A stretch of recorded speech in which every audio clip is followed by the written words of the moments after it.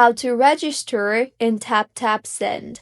Hello everyone, I am Bishaka and welcome to our channel. Now let's get right into the tutorial. Firstly, go ahead and open the Taptap Send application. If you don't have the app, you can easily go ahead and download the app from your App Store or your Play Store. So once you have opened the application, you will see the login page. So if you already have an account, you can tap on the login option you see there, or you will also have the option to log in with your Google account or your Apple account. Or you can also simply tap on the sign up option. I will tap on the sign up option for now.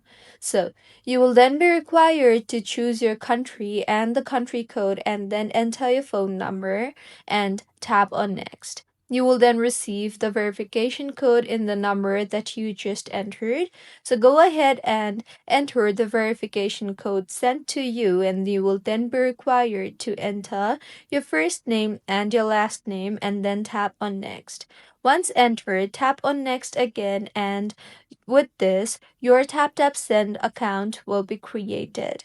So this is how you can create a Taptap Send account. If you find this tutorial helpful, please like the video and do comment if you have any queries.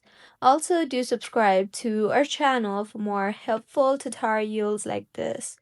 See you on the next one.